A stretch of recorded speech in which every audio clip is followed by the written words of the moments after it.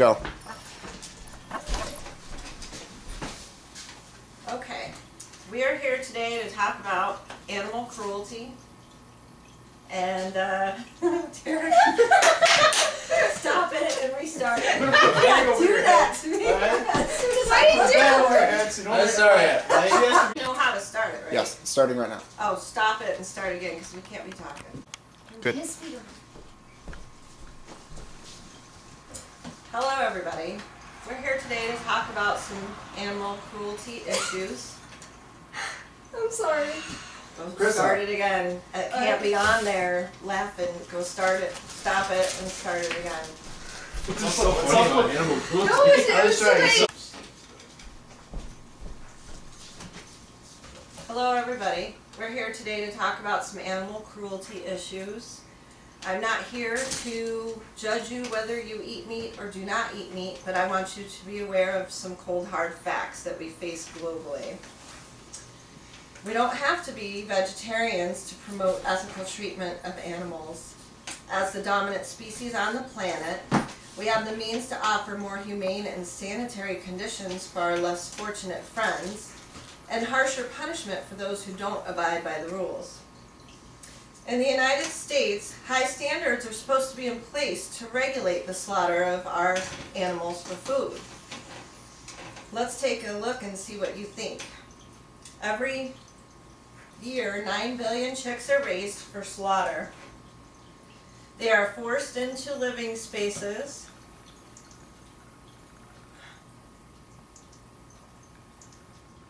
Okay. We gotta start again because I reorganized my picture order and it's out of order. How did that Start happen? that again, I'm sorry. I It's don't okay. know because I fixed it on the computer this morning. Hello, everyone. We're here today to talk about a very important topic of animal cruelty. I'm not here to judge you whether or not you're a meat eater or not. I am here to just simply point out the problems we have globally of animal abuse. We don't have to be vegetarians to provide ethical treatment of our animals. As the dominant species on the planet, we have the means to offer a more humane and sanitary condition for our less fortunate friends and a harsher punishment for those who abide by the rules or don't. I keep screwing up. I gotta take Did you say, like, when you said ethical treatment for our friends, you do that and kick Mila at the same way?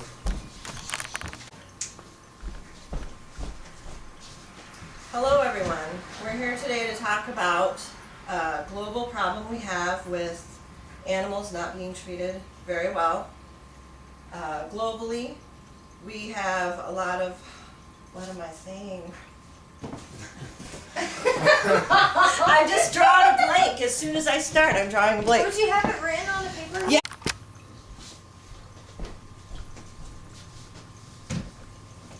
Hello, everybody. We're here to talk about a very serious problem with animal cruelty that we face globally. We don't have to all be vegetarians to promote ethical treatment of animals.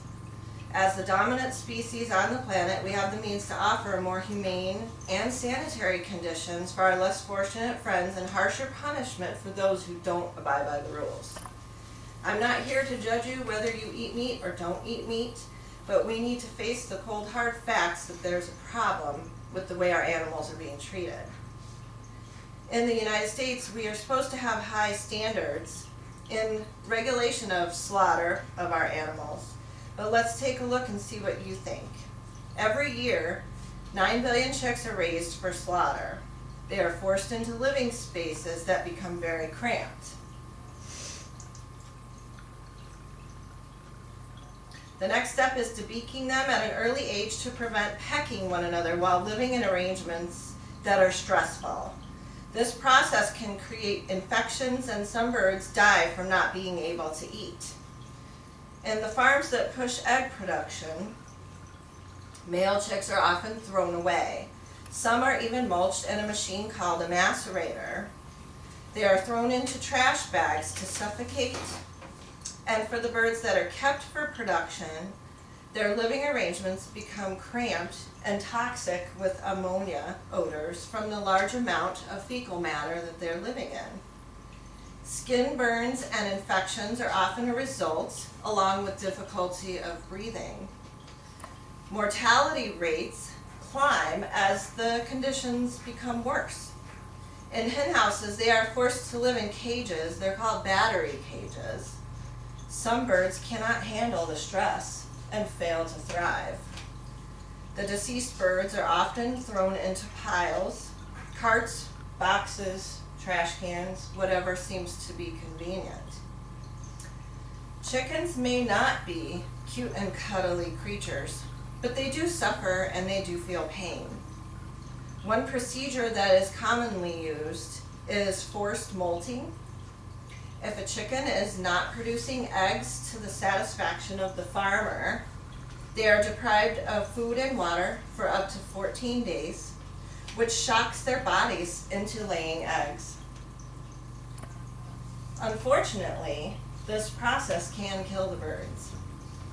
The infections they endure are horrific.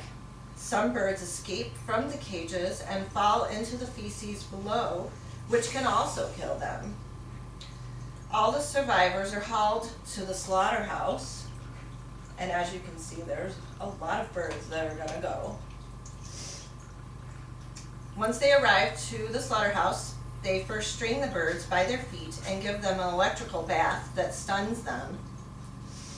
However, many are not unconscious when they get there and feel their throats being slit. Some are alive until they are immersed in boiling water. The remains are, again, dumped into piles. I wish I could tell you that the procedures for cattle are better, but I can't. Cows are equally tortured. From birth, many male calves are used for veal because they don't produce milk. They are kept in confining areas, often crates, and chained by the neck to limit their movement. This keeps the meat tender, so it is a process. They are fed a nutritious liquid diet, which can cause large amounts of diarrhea, and some never make it to the slaughterhouse. They have found them along the side of the road. All of the cattle endure torture in one way or another. They are either branded, castrated without painkillers, and have their horns removed. The females that are trapped in the dairy farms are often subject to infected udders and overproduction of milk from the steroids and antibiotics they're continuously given. Malnutrition plays a role in the feeding lots. 39% of cows are sick by the time they reach the slaughterhouse. Rounding them up for the ride often brings premature death as they are deprived of water and endure excessive heat for their ride. If it happens that they are thrown out. Once they arrive to the slaughterhouse, they are forced through a chute and a large bolt is driven through their skull. In this attempt to knock them out, some are still coherent while being strung up by their feet. Then their throats are slit. Their blood is then drained and their heads are removed. Again, all unused body parts are usually thrown in the garbage. This cruelty is not limited to farming. It happens in animals we consider to be pets as well. Most of us know that dogs and cats are eaten in other countries. This is not a practice that's common in the United States. China and Korea have large meat markets that include dog meat right on the streets. They drive with pickup trucks and stack crates on top of one another and bring them to the meat markets to be killed.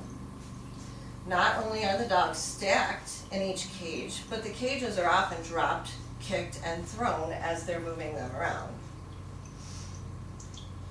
It is often a practice to kill a dog in front of the other dogs to scare scare them. This is a tactic that is believed to keep the meat tasty. The skin on the dogs are used to sell as fur.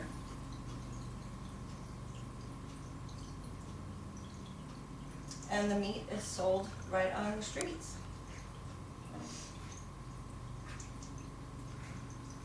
I have to stop here because it's very disturbing to me. So on a happier note, I would recommend visiting the site for PETA. There's a lot of valuable education and information on there.